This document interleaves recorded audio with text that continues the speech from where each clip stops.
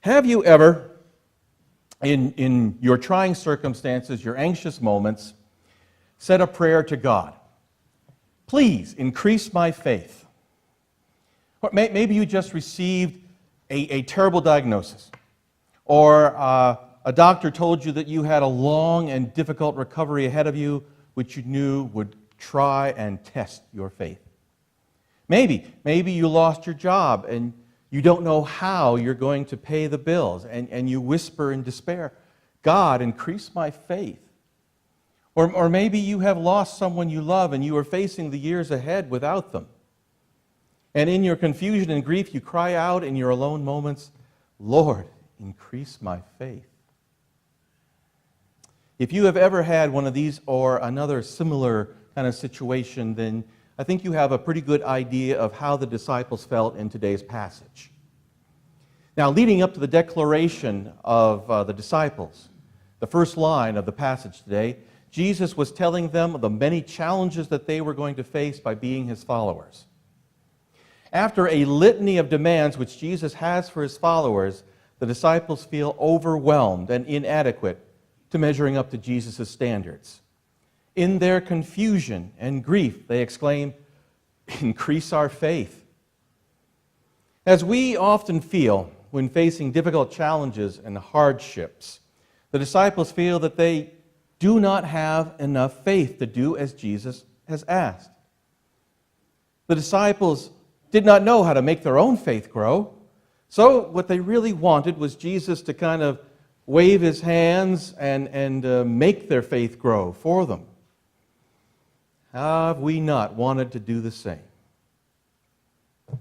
Jesus replies to his disciples, however, if you had faith the size of a mustard seed, you could say to this mulberry tree, be uprooted and planted in the sea, and it would obey you.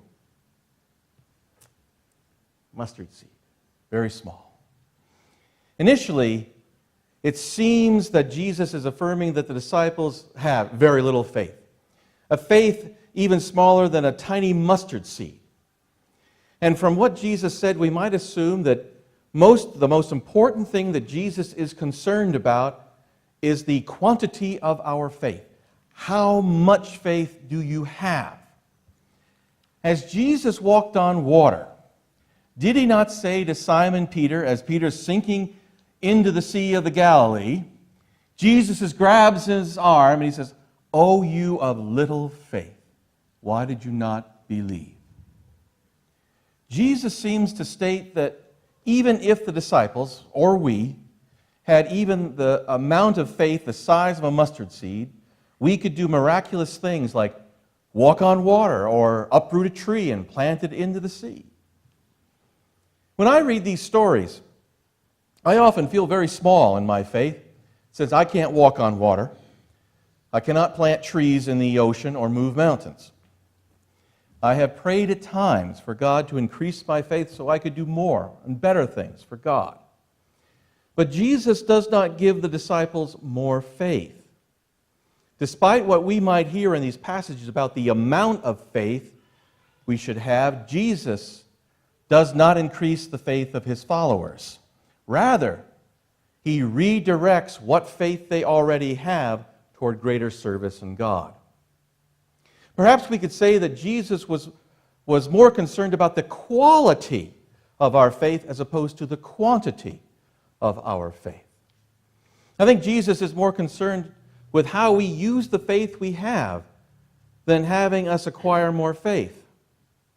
Jesus is not really concerned with us replanting trees in strange places or relocating hills and mountains. He's not impressed by the size of our accomplishments, but rather he is impressed with our dutiful service. Jesus is affirming that the faith we have is enough for whatever God asks us to do. What Jesus is doing with us is inviting us to live out the full possibility of our faith, the faith that we already have. The Apostle Paul was certainly one of the greatest followers of Jesus who ever lived. He was a person of great faith, no doubt about that.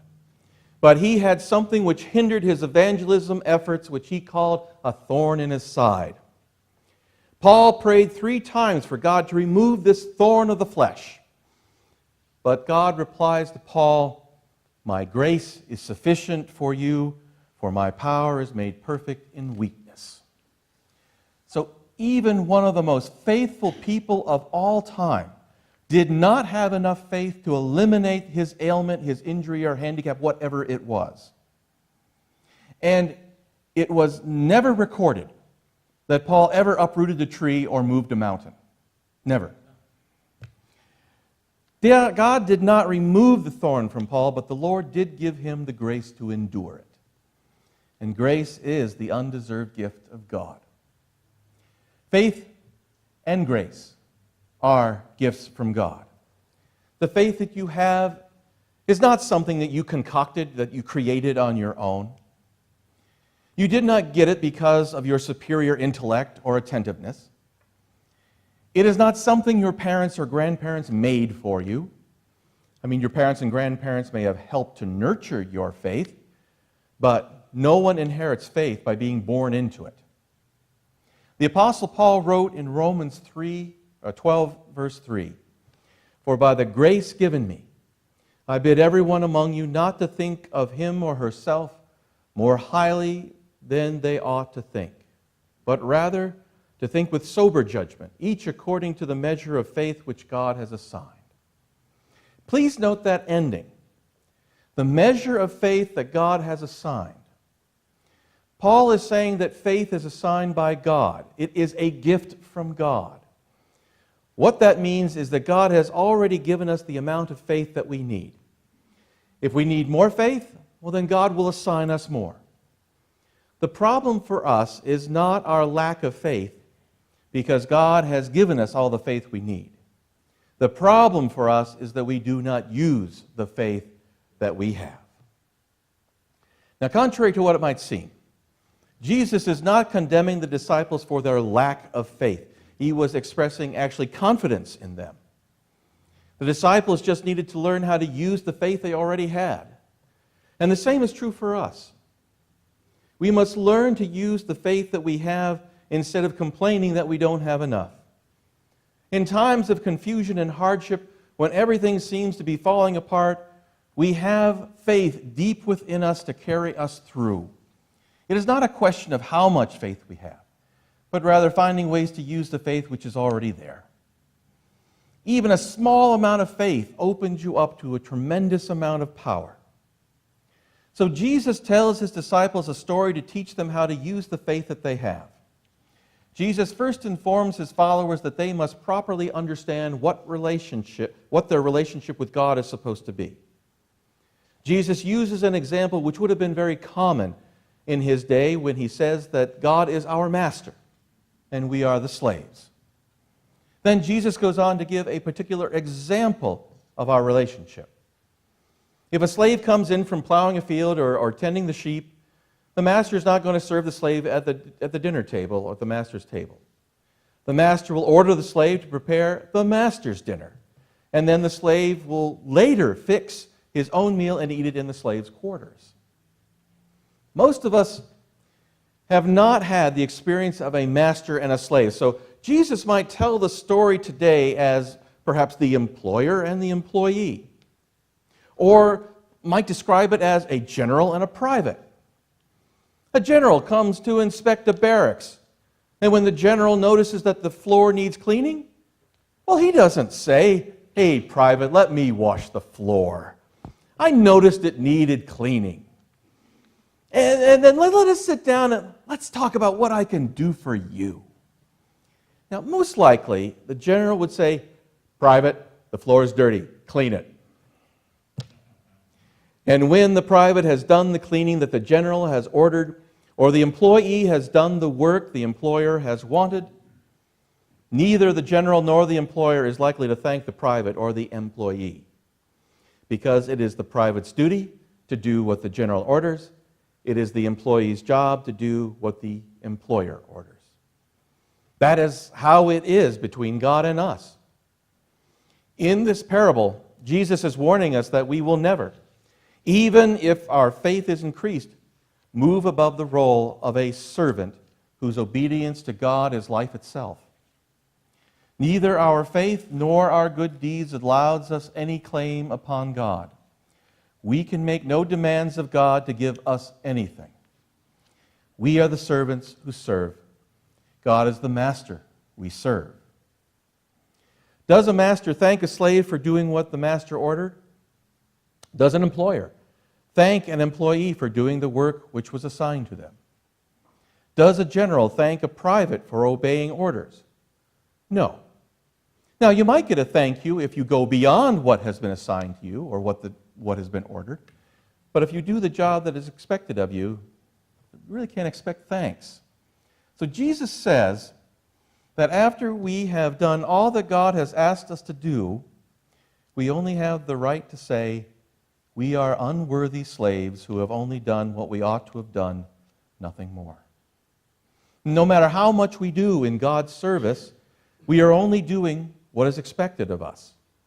We can never put God in our debt. God never owes us anything. We are always in debt to God. In our relationship with God, we are the servants. And that is why God's grace is the only means of our salvation. We fool ourselves into thinking that our faith in Jesus grants us bargaining chips with God to get what we want. Shouldn't we rightfully expect that our relationship with God and our working for Jesus will somehow confirm certain heavenly benefits? Surely it's reasonable for us to expect some return on the investment that we have made. If we put something in, well, isn't it only fair that we should get something out of it? Isn't that the bargain that God offers us? Well, no. Jesus told us that even when we do all that God asks us to do, even if that is uprooting a tree and planting it in the sea, we are to think of ourselves as unworthy slaves who have only done our duty. Serving God and doing what is right is really meant to be a reward in itself. Now, of course, it is hard for anyone to keep doing things without some kind of thank you, some kind of appreciation.